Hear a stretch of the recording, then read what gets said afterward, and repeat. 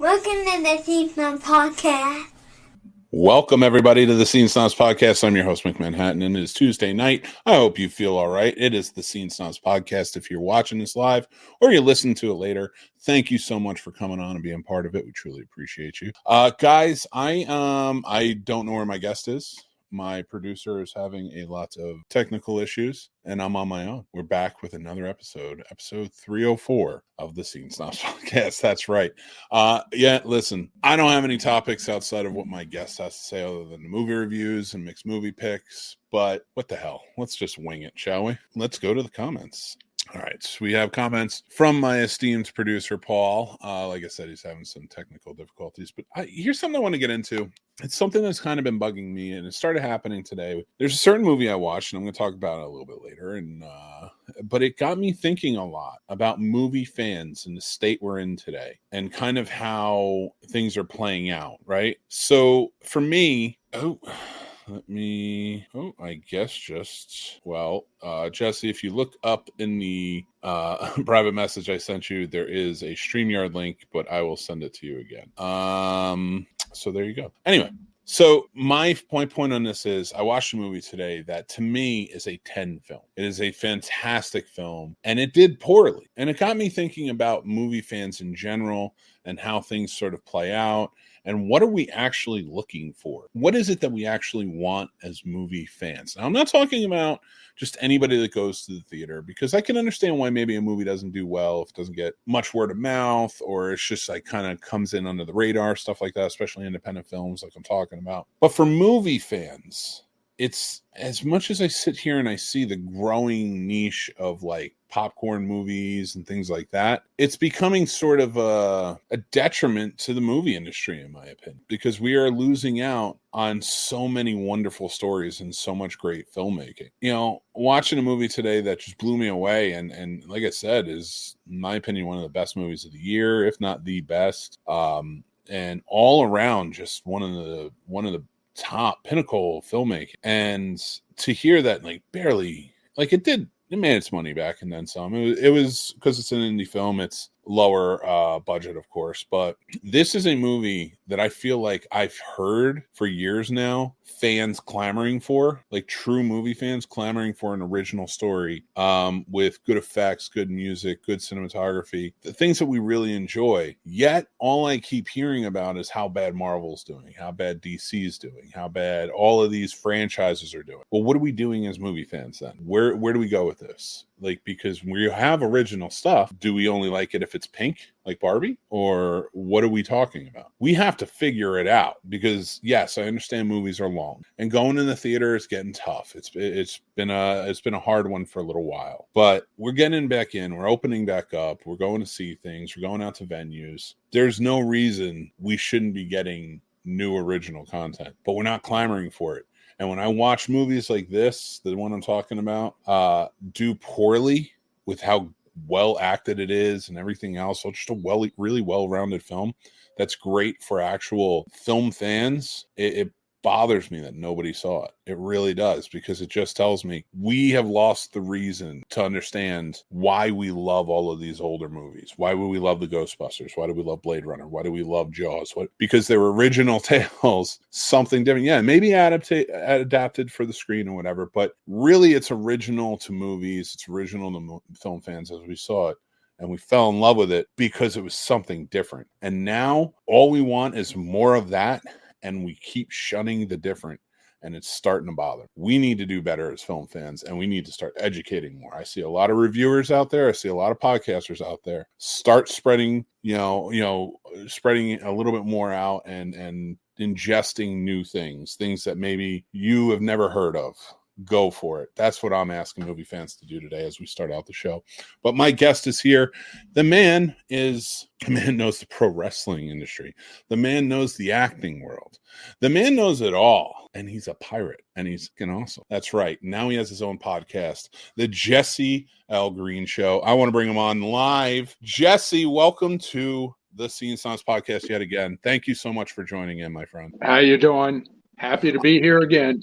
I love when you come on and you have such great stories. And now that I see you venturing into the world of podcasting, I am so excited for those stories. Well, a month or so ago, I announced that I was taking a break from acting. Some of the things you hit on, lack of new material.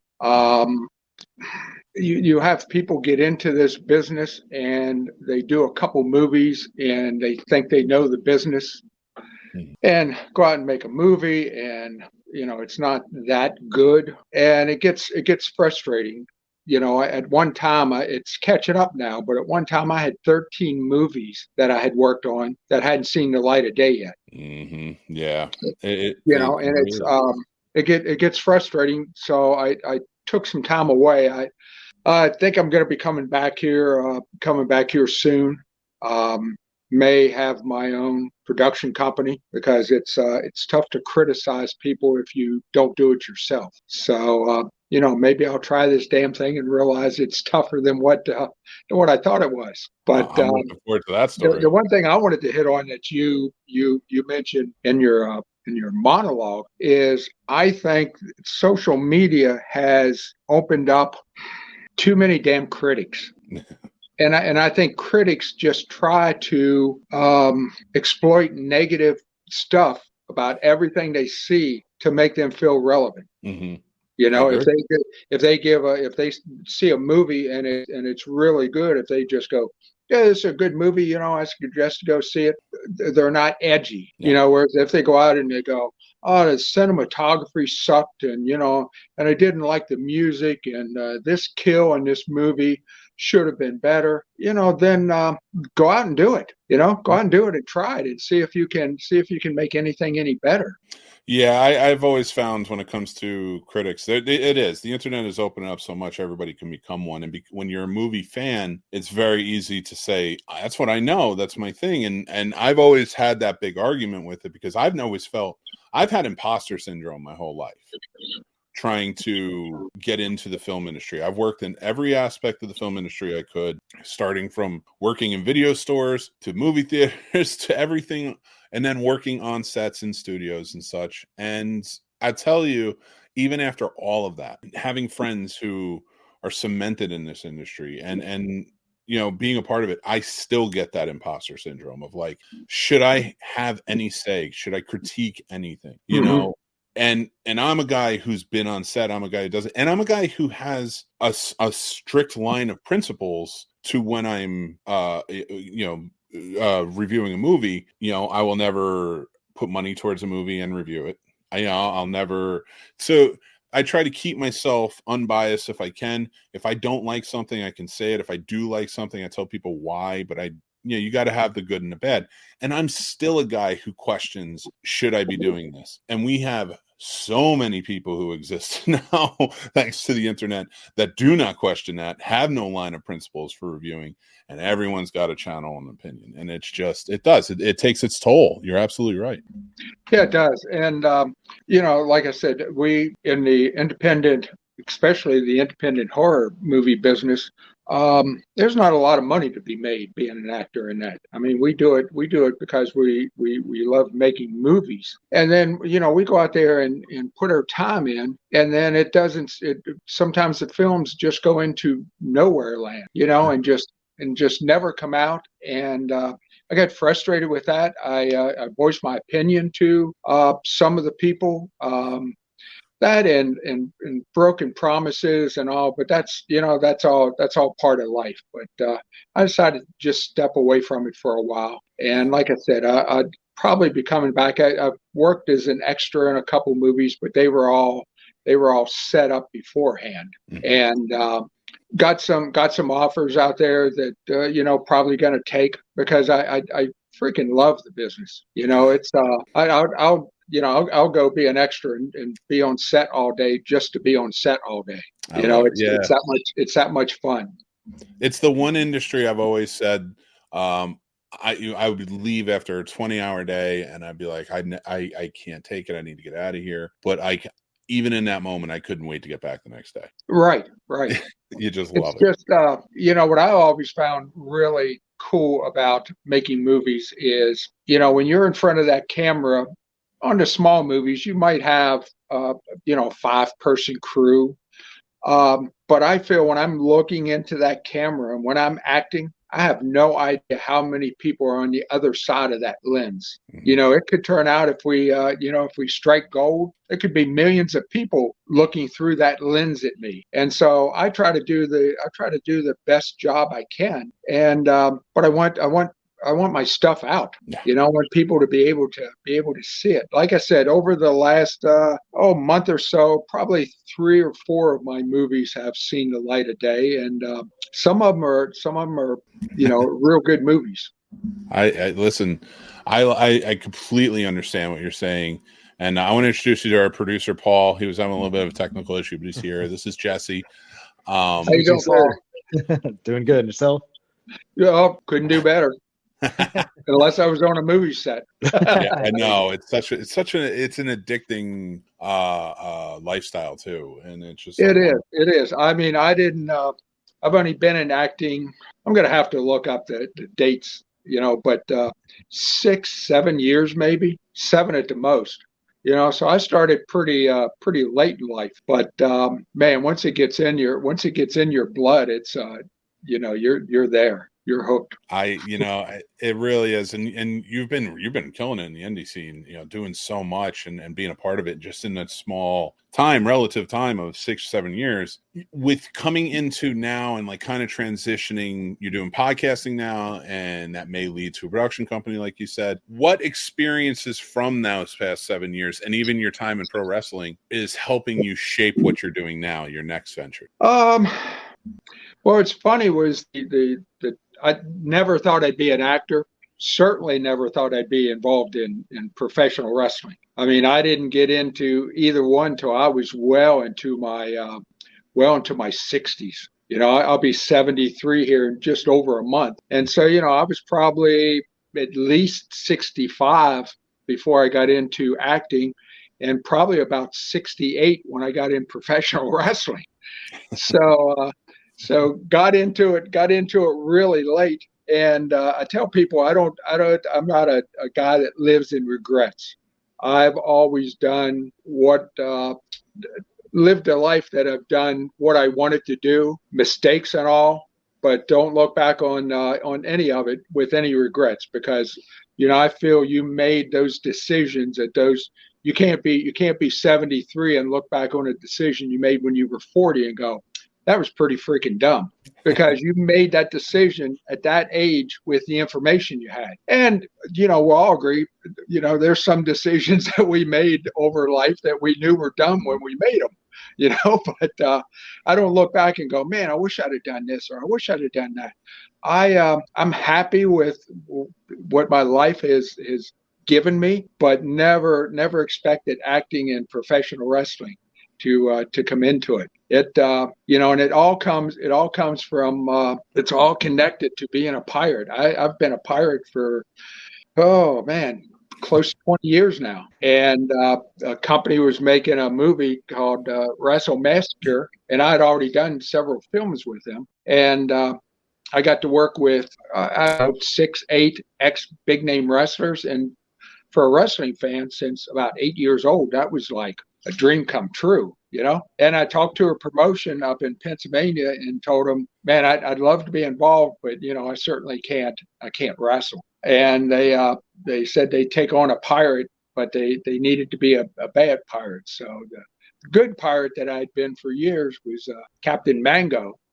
And so I came up with Captain Decapitate, and he's the evil pirate heel asshole. And I tell people, sometimes I don't even like him. He's deplorable, Yep. And so, being a pirate, and then I got the break in professional wrestling, and I'd been a wrestling fan all my life, and I pretty much watched it as a show. I was well aware that it was predetermined, but I watched it for the show value of it. Mm-hmm. And so I knew the workings of it and what the crowd wanted and what they didn't want. And so I was able to bring years of being a pirate and the knowledge of professional wrestling into that. The big thing was they wanted me as a heel, and I had never been booed in my life, I don't think. at least in front of my face. And so I was down in at my house in Florida, and Jimmy Hart, the Mouth of the South, he owned a bar at the time, probably about 4 or 5 miles from me. And I used to go when I was in Florida and watch Raw and SmackDown, sitting beside Jimmy Hart. I'm like, life don't get any better than this. And so I asked him, I said, so what, they want me as a heel, never been booed. How do you handle being booed? And he goes, baby, let me tell you, every boo you hear is a cheer. Promoters want to hear noise when you're out there. The worst thing is to go out and hear no noise. Yeah. If you're a face, they want cheers. If you're a heel, they want boos. And that took some getting used to, but now I relish it. I've been spit on and hit with water bottles and slapped, and and I'm like, I just walk away from those situations in my mind thinking, I did it. I pushed those people to that limit.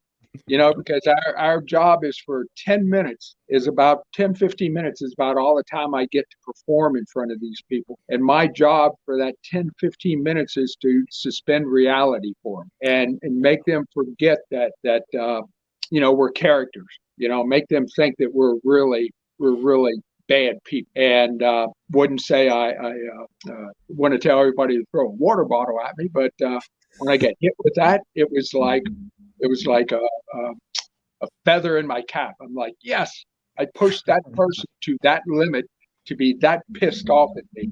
And it just, and now, people cuss me to my face, and I just give it back to them. And it's so much fun. So what's that charge like then? Yeah, maybe not your first booze, but like every night going out to get those booze.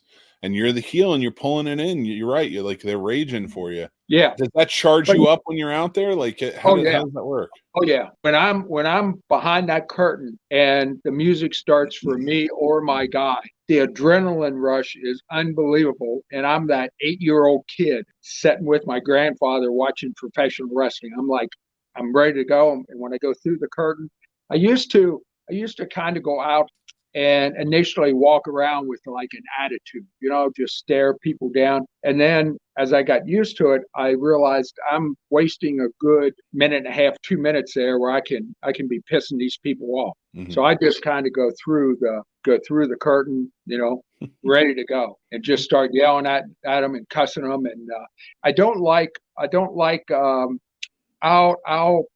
should I put it? I don't like one-on-one. I don't like when it's one-on-one confrontations and insulting the people one-on-one. I don't like that feeling. I don't mind insulting the crowd, saying that, West Virginia fans are the smelliest, rottenest, dumbest wrestling marks in the whole world. I'll do that as a whole, but I don't like looking in somebody's face and insulting them to their face. I just don't feel comfortable with that. Now I'll tell them to shut up and, get out of my face and all that, but I don't.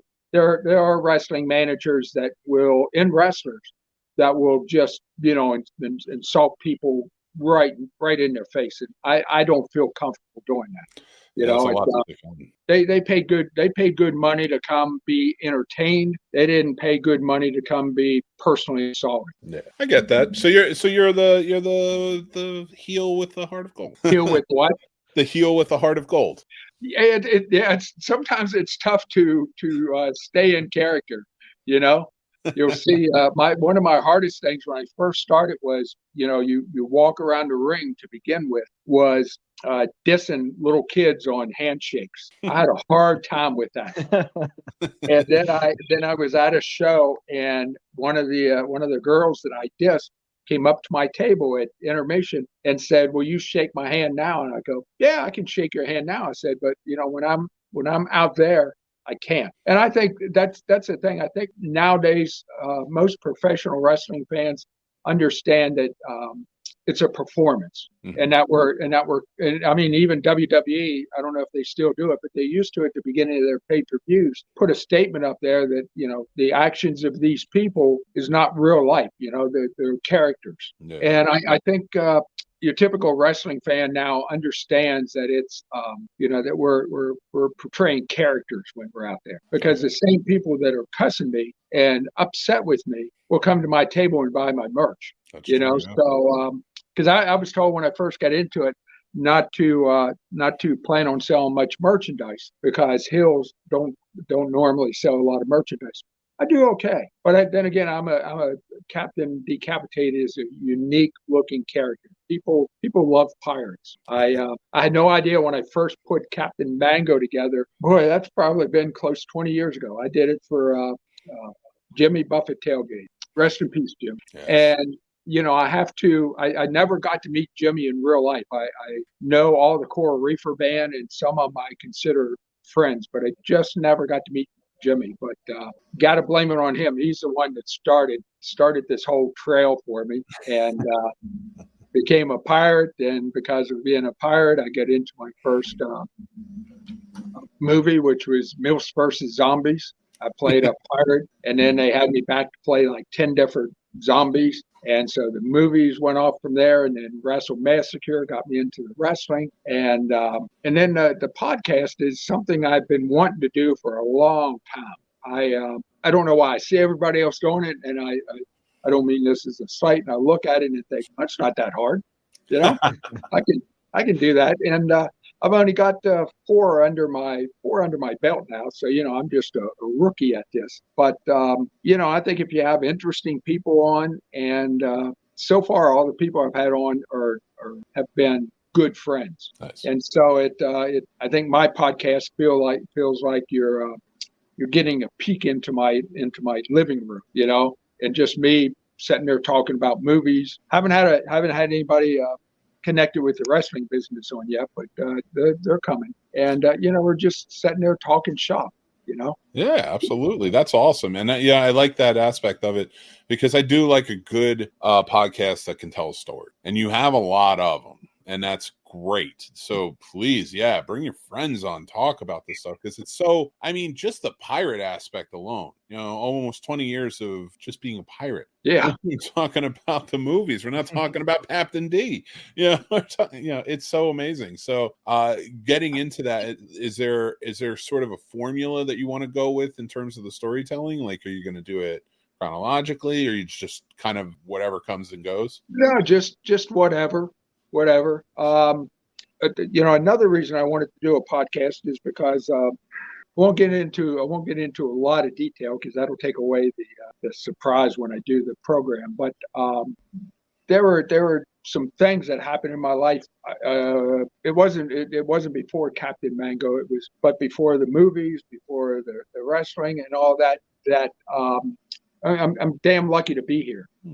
And my message I want to give to people is, and this is going to be a whole show of just me, is that no matter how bad things look, they can always get better. And if the incident would have worked, I wouldn't have seen any of this. There wouldn't have been a Captain Decapitate. There wouldn't have been a Jesse L. Green actor. There wouldn't have been a podcast. There wouldn't have been me. And I think too many people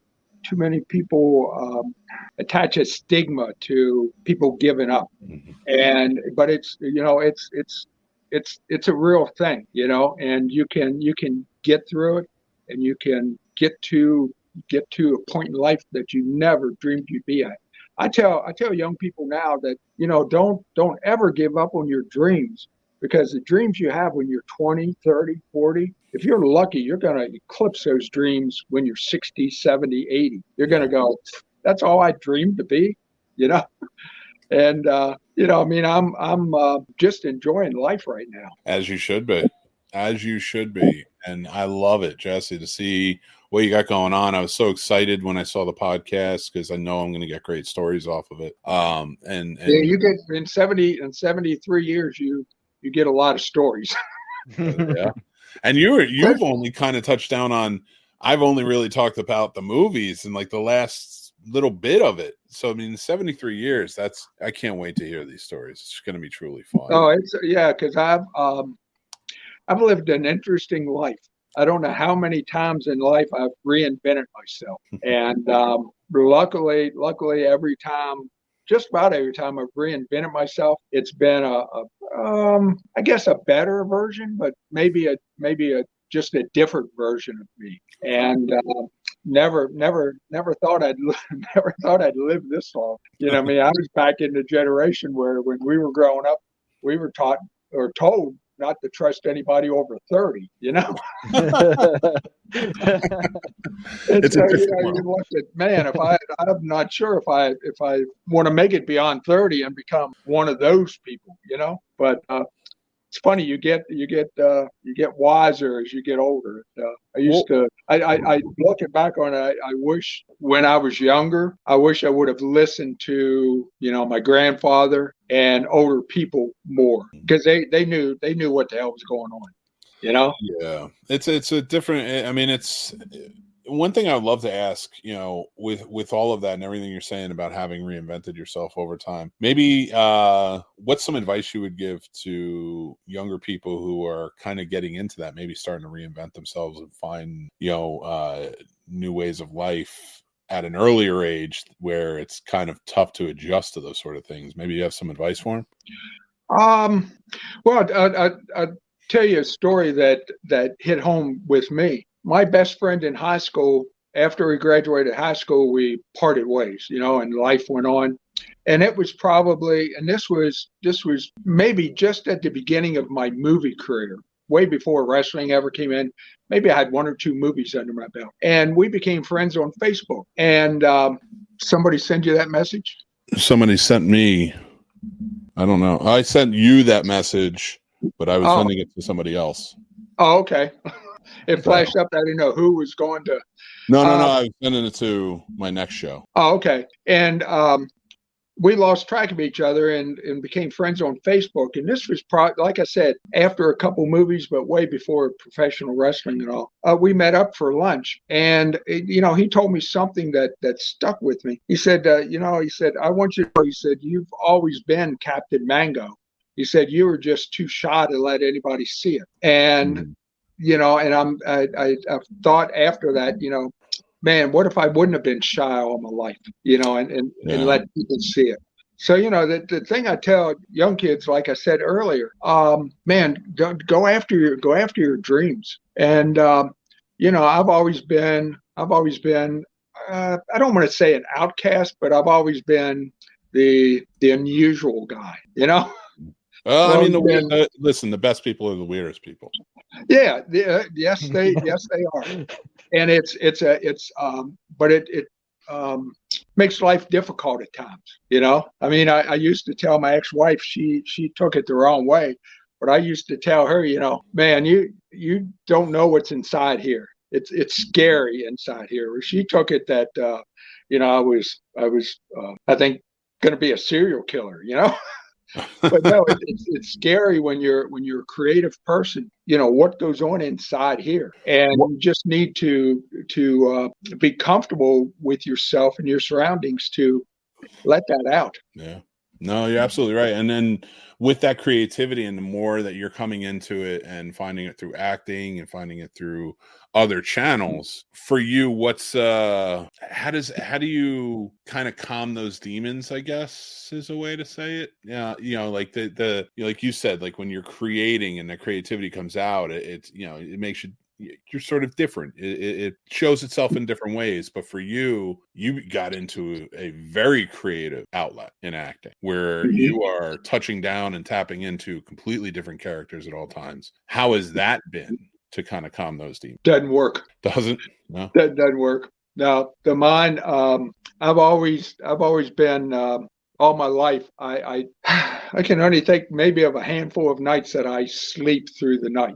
I sleep 2 hours at a time. My mind starts going. Wake up, go do something, go back, sleep 2 more hours. That's been my life. And so it hasn't done. If anything, if anything, it has stirred up that creativity. You know, kept it going, because now with all the movies I've done in the professional wrestling, I have an outlet for that creativity. Mhm. So man, it's just like I'll be laying in bed thinking, what because I'm wanting to take Captain Decapitate even darker. Okay. And I'm thinking, how can I do that? Can I do it with a mask? Can I change my costume? And then with the idea going through my mind of a production company, well, then that's it. Like Katie bar the door for ideas there. It's like I could probably tell you 8-10 different movies I'd like to try. But I decided a year or so ago that I wanted to try to move away from just plain horror movies. I'm not sure, and I don't mean this as anything against any of the actors out there in horror movies. I'm not sure sometimes that you have to be a good actor to be in horror movies. Okay. So I wanted to sort of challenge yourself more in different I roles? wanted to go out and try some dramatic roles. Okay. And the movie Anna Key was laid in my lap, and that is so close to being finished. Unfortunately, we're going to be putting it in the festival circuit, so I'm not sure when people are going to get to see that. But the trailer is out there, and the trailer is really good. I feel that was my first real acting movie, Nice. and people tell me I did great. It felt I worked with a girl named Abigail Hendricks. She had just graduated from I think DePaul University Acting School in Chicago, and I mean she was spot on. I told her when we hired her for the part that she was going to have to work with me or I was going to look like crap in the scenes with her. And we probably spent 15-20 hours on Zoom going over each scene and what the emotions would be. And we have the story is it's kind of a love story involving us. I'm supposed to be in like my 60s and she's like 24, so you got a real wild dynamic there, and that we had to make sure that in the movie that it didn't we had to make sure in the movie that she pretty much stayed the aggressor, because if it ever flipped that all of a sudden I was the aggressor, then it became a strange movie. And I think we walked that line. And I'm hoping good things. And the screenplay has won awards in every festival that it's been in, and it's won best screenplay in 20 out of 22 festivals. So we know the screenplay was good. The acting, I think, was top level, and the editing was good. I've seen pretty much the final product, and the editing was good. So I think we got a winner. I think we got a type of a movie that will do well in the festival circuit. Very cool. That's all. Are you excited for the festival circuit to take a movie? Now I'm not sure if you've traveled the festival circuit before, but no. So are you excited to see this one go out there and kind of get out there where you can? Yeah, because like I said, its screenplay has won, basically 20 out of 22 festivals it's been entered in. I just want one Best Actor award. That's all I want. That'll justify all the time I've spent, in this crazy business. But I and this not pat myself on the back, but I think once the movie gets into the circuit, I think that the movie has a chance of winning awards. In fact, one of the other actors and I were talking the other night, and we're about ready to book our room at in Sundance in Park City. I mean, you hear people like Jim Carrey wrote himself out $1 million check and post-dated it 10 years. Yeah. I figure we'll go ahead and make hotel reservations for Sundance and see what happens. So I got that movie coming out. I just had the premiere of the movie The Jester, and that was executive producer on that was Eduardo Sanchez from the Blair Witch Project. Oh, nice! And that was a $10 million movie, and I had a small part in that, but I had a part in it, and it's exciting to see that on the things come up on social media. I just saw a couple weeks ago where it was premiering in the United Kingdom and Ireland, and I know it's been picked up in South Africa and all over the world. So, you know, I've gotten to work on, and then I worked on a movie called Talons of the Phoenix. That was a World War II movie that just had a soft premiere a week or so ago, and it's top level. So, and the Jester was a horror movie, but it was a high end horror movie. You know, it was still considered independent because it was only $10 million, and it was wasn't a major studio, so it's still an independent movie. But man, it's set the standards for independent horror movies now. That's awesome. Yeah, and we're kind of coming down time. I wanted to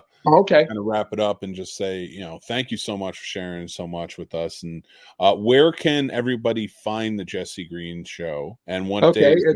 it's on YouTube, and it's all one word: Jesse Green Live. There you go, and it's linked down below, so you can go check it out. But I want to say thank you, Jesse, for coming on, talking to us tonight. Thank you. Absolutely. I'm sorry if I talk too much, but no. I got to get this guy over to his next show. Okay, you know that's what you're going to get when you have me on.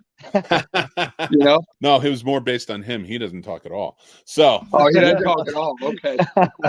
I was trying to. Well, I always enjoy being on your podcast. I watch your podcast, and I was thrilled that you asked me to be back on, because it had probably been maybe a year, something like that, maybe. Yeah, it's been about that, maybe a year or so. I think I was on here as Captain Decapitate. No, you came on as you, but you did. I came on as we shared a lot of pictures. Okay. And you guys can go check that episode out. There's a lot of great stories from there as well. Yeah, that had some good stories in it. So I appreciate you having me on, and I hope to be as successful with my podcast as what you are with this. Well, I have no doubt. I can't wait to hear your stories. I know you have the 4 episodes out now, so everybody go check it out. Check it out in the links below. Thank you guys so much. Thank you, Jesse, for coming on. Jesse O'Green Show. Go check it out. Thanks, Jesse. You have a good night, all right? Okay. We'll talk to you later. Bye. Paulie, Mr. Talkative himself. How you doing? My fault. I'm good. I just got flustered with that whole mic camera thing, man. I'm not gonna lie, it just threw me. So you got me in trouble with Jesse. I'm sorry. I went to go and texting Sturdy that you were a talker tonight, and I sent it to Jesse, and I'm like, oh boy. So I was like, you're late and you're not talking, so no, messing with you. Got to be more of a talker on Sturdy's show next. So I will. I do want to point that out, guys. Paul is going to be on Horror So Sturdy tonight and Thursday, so go check out both episodes of that. Before I get to my reviews, I figured I'd pull you in, talk to you, see how you're doing, bud. I'm doing good. Holding up okay, just staying busy with work, the usual. Really been busting out that screenplay pretty hard, though. Nice, man. You getting into it? You're writing? Yeah, I'm really trying. I'm trying to do at least a page a day now, just to get it going. Just to make a realistic goal, because a page a day is unattainable, but at least it's a goal. Your goal is just to write at this point. So a page a day is an admirable goal. I think that's awesome. Right now, your job is just to write. So if you can't make a page, don't allow it to affect the next day. Right. Don't be like, well, now, okay, I've written half a page, so I have to write a page and a half. No, just write a page tomorrow. Right. Go that route and then figure it out from there. And if there'll be days you write more and days you write less. Absolutely. You write a fucking word and you'll be like, yeah, that's right. That's we're gonna needed. We're gonna have to have a different episode where we talk about the creator, because what Matt Branch put on your post was not entirely true, but I didn't really enjoy the creator, and I was super excited for it. But I did not say anything about the other movie he mentioned. I think the problem is you just didn't understand it, Paul. See, what happened was the AI was there. No. I will get. Yeah, We're gonna have to have a show where you come on and we talk about that, because I don't know how that's not up for Best Picture. Well, I thought you were saying it was Best Picture of the Year for you. I think it is the Best Picture. I think it's mountains ahead of anything else, and they did it on $80 million. Yeah, and I do appreciate how they filmed it. Like that was my big thing, was seeing how they filmed it on a practical. Not practical. One that's attainable to anybody. Yep. So I did respect the cinematography and the shots of the scenes, but dude, you have the cinematography was astounding. I'm gonna put you in a green room, or if you need to go for Sturdy, go ahead. I'm gonna start my reviews. I love you, buddy. I appreciate you being on. Do you want to come on next week for Christmas guide? Yeah, absolutely. Episode? Sweet. Yes, sir. I'll make sure to talk more that time. Yeah, don't get me in trouble with whoever our guest is next week. So sorry. No, you're fine. You're welcome. That was my fault. I should have paid attention. I was like trying to message Sturdy about you. Oh boy. Messing with you. Anyway, guys, I'm going to say goodnight to Paul. Then we're going to do our Scene Snobs reviews. That's right. We've got 2 movies to review for you today. And the first one is going to be Old Dads. Now, ladies and gentlemen, I don't know if you know this or not, but Old Dad, I almost called him Old Dude. Old Dads is a movie that came out roughly a month ago, maybe. Yeah, it came out about a month ago. It was directed by Bill Burr, starring Bill Burr. Bokeem Woodbine's in it. There's a ton of people in this movie, and it's about an older generation of dads, guys who were, you probably call them Gen Xers at this point. I think that's kind of how everybody's dividing. They're definitely not millennials, and they have an old school way of thinking, but now they're dads to younger kids living in a world where we're raising our kids differently, and their attitude towards life is jaded a bit by that, because they don't want to succumb to all of those things, but they're finding that in today's world, it's the way it works. This is a movie that is right in Bill Burr's wheelhouse in terms of if it was written by someone else. Now, I don't know who wrote this one or if he had a say in the writing of it. I will say that as a director of it, I think he did fine. It's a good movie. It's a little long. Bobby Cavanaugh's character is a little weird. You know, he's kind of all over the place at times. So I guess he was the writer, and Ben Tischler wrote it with him. It's one of those movies that, yeah, I can definitely see Bill Burr has written this. It's his first movie I think he's written, if I'm, you know, or at least his first feature that I know of that he kind of went in and wrote. But I'm not, you know, and then he went out and directed it as well. So there's a lot to it. He's a great comedy writer. There's a lot of funny jokes in it. There's some fun acting, fun story to it and things like that. But it runs too long. The jokes can wear a little bit thin. It takes you on, like, it's called Old Dads, but we're not always dealing with the dad part of life. And I think that detracting from that and going to, you know, when they have to try and save their business and all this other stuff comes up and it's just kind of gets a little crazy. It took away from that. I wanted more like the same tone that they were going with this, but more closely attached to something like Parent Trap or something like that, where it is more about the parenting, because it seems that's what we're focusing on, not these guys who are tired and scared of getting old. I'm sorry, but in your 50s, you're long past your time to be scared of, you know, being a dad or dealing with like things in that life, in that realm. So that's just my feelings on it. It was an okay movie, very middle of the road. My rating for this is 2.5 out of 5 stars. Like I said, middle of the road. I think you can get some good laughs out of it. It's a bit long. It is definitely a first-time director stepping in Bill Burr, but I would like to see more from him. I think he can really polish it and become really good, because he's a good writer, and he wrote a lot for F's Family and things like that. So he can tell jokes and he can do it in a good set time. I just feel like because this is his first project he was directing, he probably put a lot more into it than he should have. There should have been a little more on the trimming of the floor. But next up, as you heard Paul talk about earlier on the podcast, or if you're watching this as a clip, The Creator. This movie, I sat down, I've been wanting to watch it. I didn't have a chance to watch it in theaters, and I'm kicking myself for that fact. I got to watch on a really nice TV with a nice sound system, and it was phenomenal. Every aspect of this movie. It is a very simple story.